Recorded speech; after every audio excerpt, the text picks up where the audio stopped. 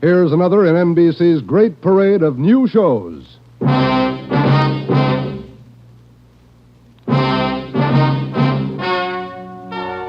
Ladies and gentlemen, the story you're about to hear is true. Only the names have been changed to protect the innocent. NBC brings you Dragnet.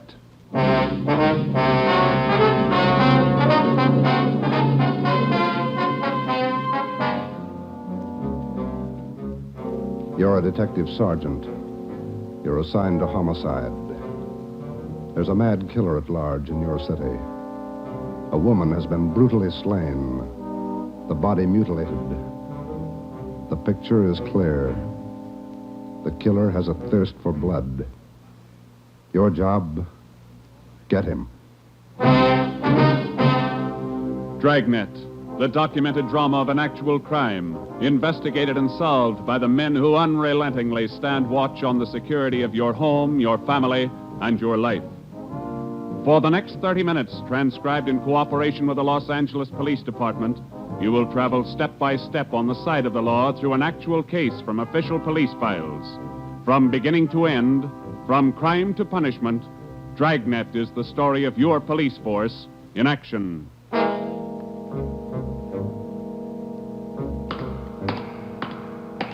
It was Wednesday, January 12th. It was raining in Los Angeles. We were working the night watch out of homicide. My partner's Ben Romero. The boss is Ed Backstrand, chief of detectives. My name's Friday. I was on the way back from the morgue, and it was 11:23 p.m. when I got to room 42. Homicide. Hi, Joe. Chief wants to see you. He's in there with Romero. Thanks, Chandler. How's the wife? Fine. How about your mother? Better, thanks. Hi, Joe. Hi. Ronnie, sit down. Did they post the body yet? In the morning. Pretty messy. Strangled and mutilated. The guy's a maniac, Skipper. The body shows it. A murder like this, anybody's a suspect. The coroner looked at the body. He says the weapon was a long, sharp instrument. Found her in a hotel down on East 3rd Street. Manager's son discovered her about 7:30. You talked to him? It was too much for him. He passed out. Manager wasn't home. We'll check with him before midnight. Close to it now, Joe. We better get going. All right. The boys from the crime lab check the room? They're still down there, Ed. The place is a mess. And get back as soon as you can. We're working straight through on this thing. That's a hot shot. I'll get it. At the Lux Hotel, room 219, corner of South Grand and Cordova. Dead body. Possible homicide. The Lux Hotel, room 219, corner of South Grand and Cordova. A dead... What is it, Friday? Lux Hotel, possible homicide. Busy night. Yeah. You coming, Ed? Right. Let's go.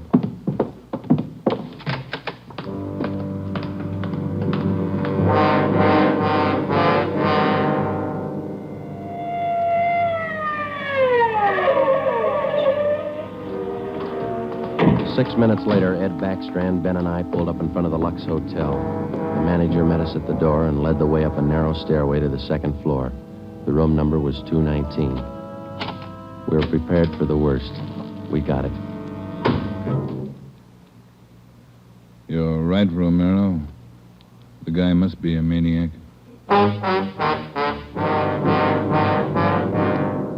2 hotels, 2 murders. The same M.O. 3 of us made a brief inspection of the room at the Lux Hotel. We took a few notes on the appearance of the girl's body and a brief description. Apparently, she'd been strangled to death first, and then her body brutally mangled. Ben and I went back down to the lobby, and the manager, Mr. Ford, showed us the house book. The girl was registered together with a man, Mr. and Mrs. Philip Grant. We took the hotel register to have it checked for fingerprints and to photostat the handwriting. Ben notified the crime lab. Then we went back to the room and questioned the manager. Mr. and Mrs. Philip Grant, that's all I know. I never saw either one of them before tonight. When did they check in, Mr. Ford? About 3 hours ago. That's right, about 9. Maybe a little before. Did they register together? Yeah, a little before 9. They came in together. Did you let them in the room? Yes, sir, like I always do. It's a small place here, maybe not first class, but I treat people right.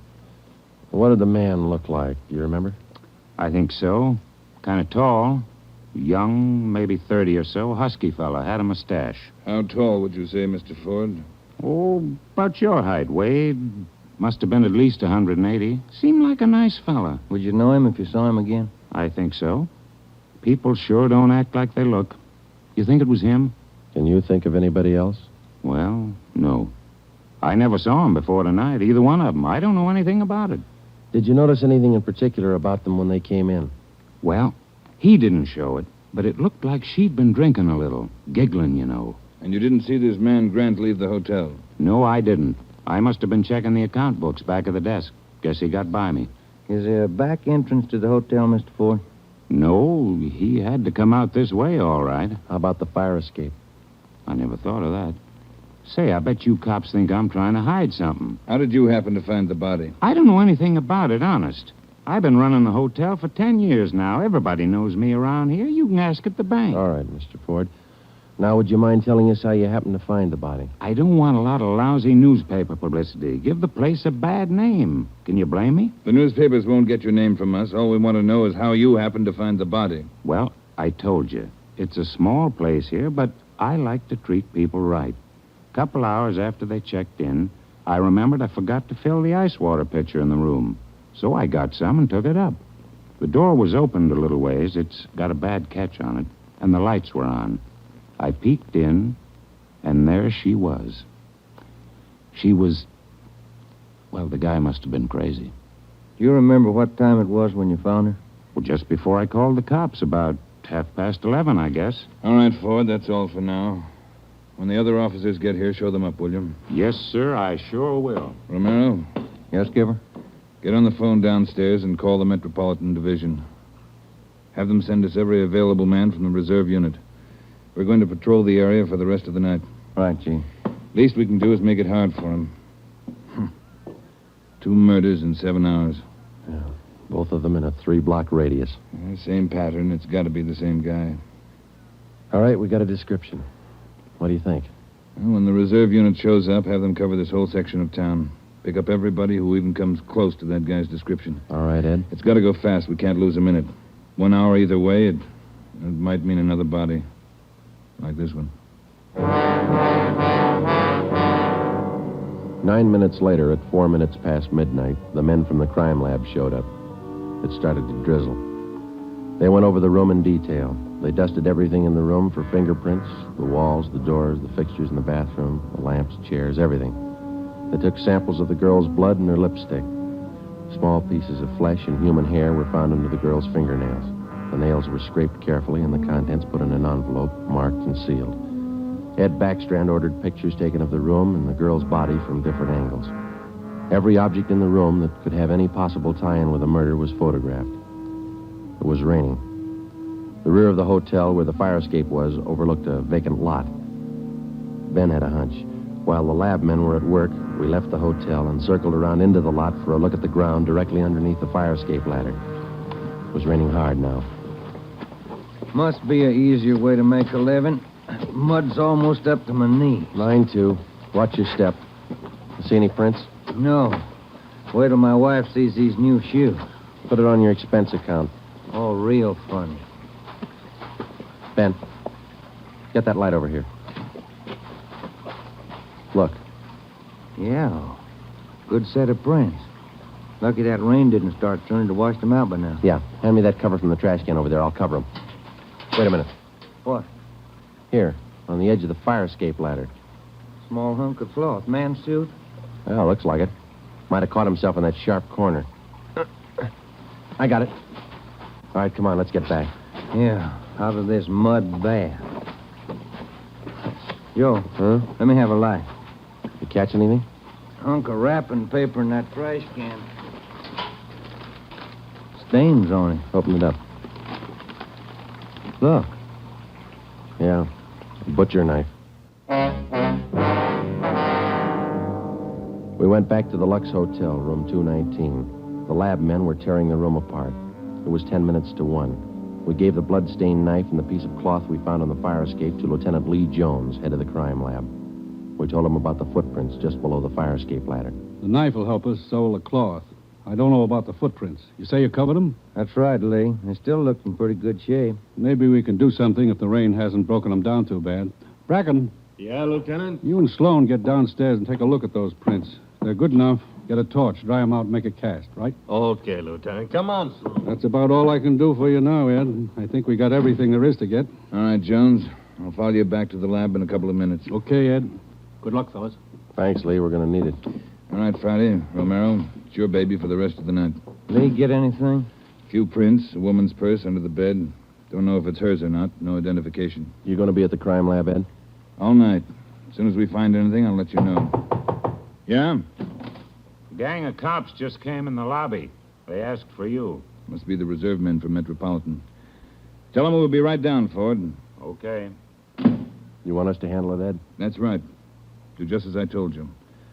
Spread them out over the whole area. Cover the streets, the alleys, the flop houses, restaurants, bars, everything. You got a description to go on. Find the man that fits it. Right, Skipper. Don't forget, the guy's a killer twice over. I don't think he'd hesitate on you. Be careful.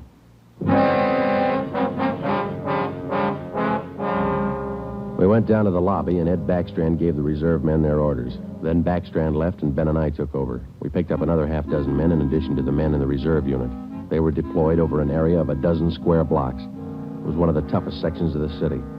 With a general description of the suspect, some of them were to travel on foot, some in cruiser cars. A few minutes before 1 a.m., there was a steady downpour. Visibility was bad. At 3 minutes past 1, the manhunt was on. For the first 30 minutes, Ben and I cruised the general area between East 3rd and College Streets and Alameda and Figueroa. No sign. The rain kept on. We sat and listened to the calls come in. 12A, call your station. 12A, KMA 367. Attention, all units. Recovered license plates in the 6th column. 4 Young, 7690. 41R, 788 Standard Avenue at 373. 41R, KMA 367. Unit 71 at 2816 West La Cienega, a 507 party. What do you think, Joe? Any hunches? I think he's still around, somewhere inside these 12 blocks. I'd bet on it. 5? All right, you're on. Want to check out a couple of these bars along here? Getting on to closing time. It's a good idea. Pull over, huh? All right, let's check him for the next couple of blocks, huh? Right. For the next 6 blocks until closing time, Ben and I checked every bar and every informant we met along the way. The questions got to be automatic. Have you seen a man answering this description? Tall, dark, about 5 feet 11, 180 pounds, well-built, mustache, about 30 years old. The answers got to be automatic, too. Sorry, officer, I haven't seen him. No, can't remember him. Try the place down the street. We kept on checking the bars until they closed for the night. Then we started on the all-night restaurants and coffee counters. We did plenty of legwork for the next hour. Not a trace. About 2:30, the rain let up a little, and then it started in heavy all over again.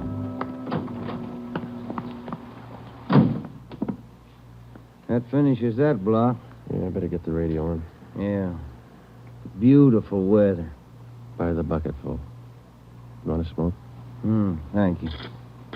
Control 4 to Unit 80K. Is that Your a match? location, please. Yeah. 80K, your location. KMA 367. That's us, Joe. You want to take it? Yeah, I got it. 80K to Control 4. 80K to Control 4. Our location, corner of Alameda and Commercial. KMA 367. 80K, stand by. Something doing. Maybe. No, hold on a minute. Control 4 to 80K. Go to the crime lab, code 2. 80K to Control 4, KMA 367. Crime lab. Maybe those prints paid off. Well, I hope so. Let's go. That killer sure picked fine weather to work in. Feels like I just been swimming in these clothes. Yeah. I hope those guys in the crime lab have the heater on. A hot bath and a warm bed lead me on. Attention, all units. Hold it. Let's get the radio. Attention, all units. At 420 St. John's Place, a woman screaming. At 420 St. John's Place, a woman. All right, double around, Ben. Hit the siren. I'll get the light. Right, hold on. Left turn on the market, is that right? Yeah, watch out for those car tracks. They're wet. Hold on again. The alley up ahead to your right, huh? All right, pull up, Ben. Put the street light over there. There you are. All right, come on. Let's go. Officer! Officer, over here! All right, what happened? Let's have it. This girl, Rita, she was coming home up the street. A man, he tried to grab her. He slashed her coat. Look at her. I saw him as he ran under the street light. Where'd he go? Down that way, down the alley, over that fence there. A big man. Davis, you there? Yeah, Joe. All right, Ben, go with Davis. Circle behind the alley. See what you can find. I'll call in. All right, come on, Dave. Yeah. Officer, look at her face. What's wrong with her? Severe state of shock, it looks like. Get her in the house, huh? I'll call an ambulance.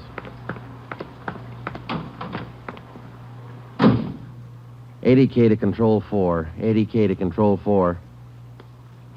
Control 4, go ahead.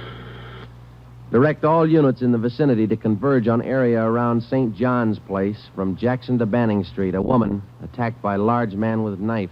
Suspect left seen on foot. Possibly still in area. Request ambulance. KMA 367. 80K, Roger, stand by. Attention, all units. Attention, all units. Converge on area around St. John's Place, Jackson to Banning Street. 80K reports woman attacked by large man with knife. Suspect left seen on foot. In 3 minutes, the area around St. John's Place was surrounded. For the next hour, the men combed the neighborhood back and forth. Every building, every storehouse in the 2 square blocks was searched from basement to attic. No trace. The girl, Rita, was hysterical. She could give us only a bare description of her attacker. At 3:45 a.m., a detail was assigned to patrol the area and the rest of the cars, and men were deployed again in the general area from Figueroa to Alameda Street and East 3rd to College Street. The manhunt went on. So did the rain. At 3:54, Ben and I checked in at the Old City Jail building, 2nd floor, the crime lab. Chief Ed Backstrand and Lee Jones were waiting for us. Heard about the call. How'd he get away? Not sure it was him, Skipper. How do you mean? Well, the girl wasn't hurt bad for one thing. No attempted strangling. For another thing, the guy stole her purse. That doesn't sound like the man we're after. Did you get a description from the girl? Didn't jibe too well, what she gave us. She was pretty hysterical. And you raked the neighborhood good? Every corner. Not a sign. You find anything? Yeah. Jones? Yeah, Ed. Fill him in, will you? Not one print on that knife you found, boys. Blood, but not a print.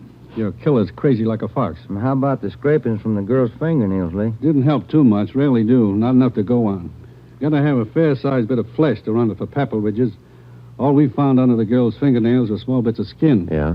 She probably scratched the guy up some. Might have drawn blood. We had more luck with the footprints. You get an impression? Dried out the ground with torches and cast them. About size 10B. That's fine, Lee. But how about the prints? Only good one was a thumb. Real good.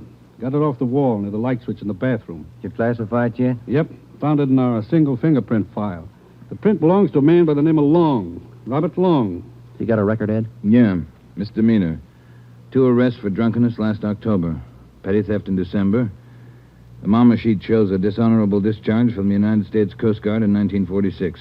Age 29, 192 pounds, 5 feet 10 inches, dark hair, dark eyes. That's close enough. We got even closer, Joe. Long works as a counterman at the Cottage Cafe down on South Flower. Started there last week on the early morning shift, but he didn't show up for work last night. Good. Where'd you get the tip? The knife you boys found. It didn't have any prints, but it had a brand on it. We ran it down. It was taken from the Cottage Cafe. Mm-hmm. Any address on this Robert Long, Ed? Yeah, got it from his boss. Rooming house on East 1st. Landlady says he hasn't been home in 2 nights. Yeah, now we wait. Rooming house is staked out, and so is the Cottage Cafe, just in case Long decides to show up for work this morning. What time you got, Romero? 6 minutes past 4. All right. We've got every indication that Robert Long's the man we're after. His description, fingerprints, the knife, the footprint, his size. Maybe we're wrong. I don't think so. How about a motive, Ed? I think Robert Long likes to kill. He's thirsty for it. None of the victims were criminally attacked. They were strangled. Bodies mutilated. How about robbery? No. 2 of the women he killed had money in their purses. He didn't touch it. Well, what's next, Skipper? Back on the street? Figueroa to Alameda, East 3rd to College Street. Keep a net around that area and work it back and forth until we're positive he's not inside. I think he is.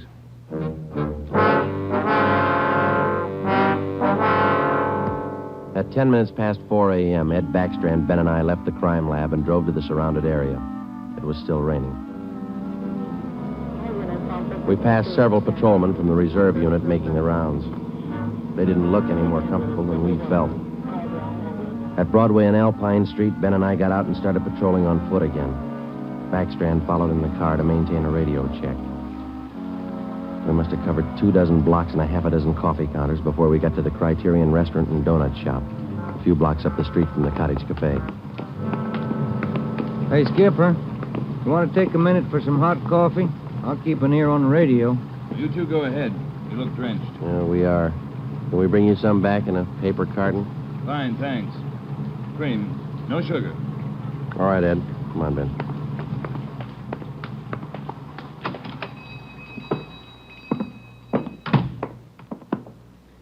Place is empty. Yeah. Yes, sir, gentlemen. What'll it be? Hot coffee? Yeah, there's two of us here. Can you fix up one to go? Sure thing. Say, on that one to go, cream, no sugar. Right. Say, you fellas cops? Yeah, why? No offense, just wondering. Here you are. Thank you. Cop in uniform was around a couple hours ago. Wanted to know if I'd seen some guy he was looking for. Tall, about 190 pounds, mustache, about 30 years old. Yeah, that's the description he gave me. He was looking for the guy. So are we. Say, that's good. That other cop came in right at my busiest time, a little after 2 when the bars closed. You know, it gets pretty rushed, and I didn't have much time to think, so I just said no. Then after the cop left, I remembered. You saw a man answering that description tonight? Yeah. I would have told the cop, but I was rushed. You know how it is. No time to think, and then I remembered. Are you sure? Oh, I'm sure, all right. Whoever he is, he's a lady killer. What do you mean? No offense. There was a sharp-looking dame down the end of the counter, and this guy breezes in and picks her up. Talks to her about 20 minutes, buys her a cup of coffee, and they walk out together. Do you remember what she looked like? Oh, nice-looking dame. Not beautiful, you know, more on the cute side. Ben, you got that morgue shot? Oh, yeah. Here it is. Thanks. Here's a picture. This the girl? Let's see.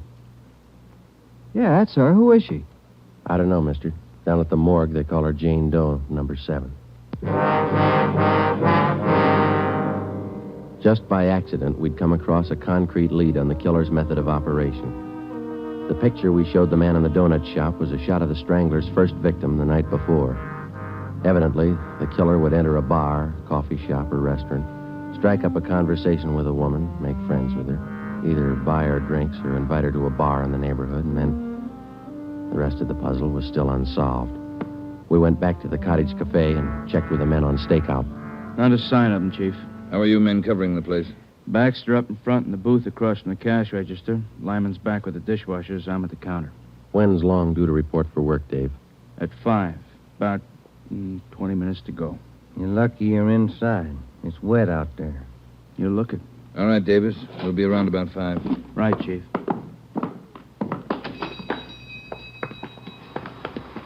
Let's get back in the car.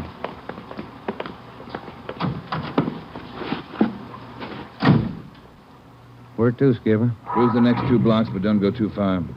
If Long shows up for work this morning, we want to be around. The next 10 minutes dragged by. The rain kept on. Backstrand chewed nervously on a cigar. At South Flower and First Street, the sewers were clogged with street refuse. The rain backed up and filled the intersection. A group of aircraft workers huddled together in a doorway on one corner, waiting for the bus. It was cold and damp. I opened one of the back windows in the car to get some fresh air in. Off in the distance and close by, we could hear the sounds of a big city waking up slow to a rainy January morning. It was 8 minutes to 5. Attention all units. Attention all units. At 780 East Main, a restaurant. Man answering description of murder suspect. All right, Romero, step on it. Right, Skipper. About 10 blocks away, Ed. Who's going to cover the men at the Cottage Cafe? If this is a blind lead, it won't take us long to find out. They can handle it alone if they have to. Well, hang on. Look out. We're skidding. That was a close one, Ben. Yeah. If this is the guy, I owe you $5, right? Yeah. Attention all units. Additional information on your call to 780 East Main. Officers in pursuit of suspect. Suspect is on foot. Step on it, Romero. Attention all 2 more blocks, Skipper. Watch it, Ben. Next one to the left. Got it. That's the joint up ahead there. All right, watch your step and don't take chances. Don't play with him. Right. Here we go.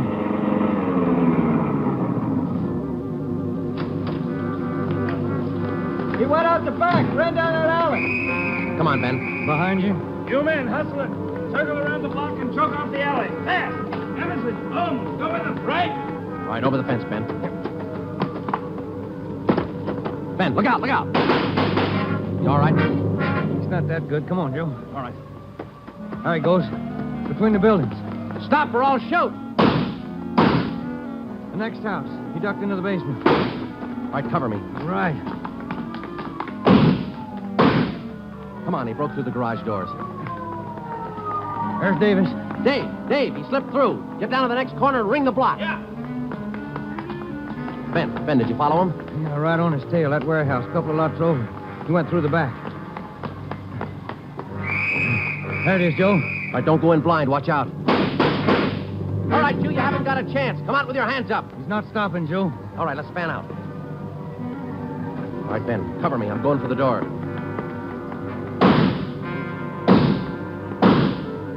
All right, Ben, come on. You're clear. You spot him? There he is. Let's get him. Close. He's in a good spot. Let's move. He's up in the loft. Come on, let's head for the stairs. Will you? Easy. You spot him, Ben? No. Not a sign. Ben, look out, that packing case.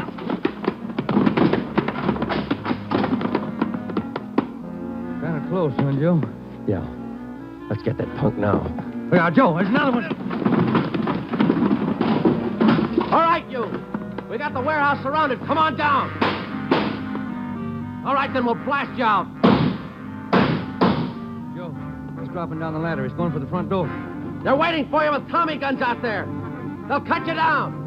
Stop. Joe, he's got the door open. He's making a break for it. He's crazy. He's trying to shoot his way out.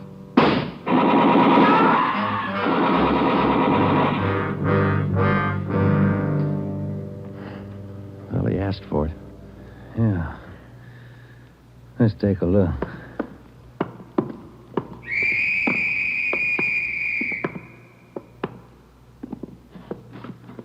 Messed up. Like his girlfriends. Yeah. Maybe he just didn't like women. Maybe. Hi, Ed. You all right? Tired. This is him, huh? Even the scratches that girl made on his face. Description match? 5'10", 192 pounds, dark hair, dark eyes, age 29. Robert Long, killer.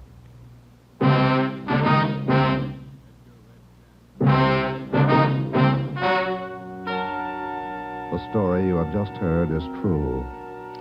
Only the names were changed to protect the innocent.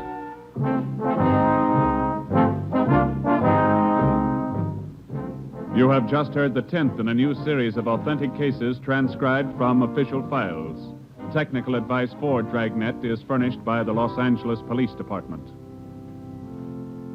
Tonight's program is dedicated to Detective Louis A. Abbott of the Chicago Police Department, who on the afternoon of March 3rd, 1947, gave his life so that yours might be more secure.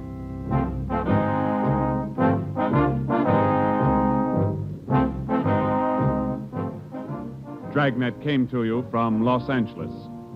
If you enjoyed tonight's production of Dragnet, you'll probably want to listen this Saturday evening to a pair of adventure shows featuring two well-known Hollywood personalities. You'll enjoy Brian Donlevy, star of Dangerous Assignment. Also on Saturday's schedule is Richard Diamond, private detective, as played by the screen's romantic tough guy, Dick Powell. Listen to both of these exciting programs this Saturday over most of these NBC stations. This is NBC, the national broadcasting company.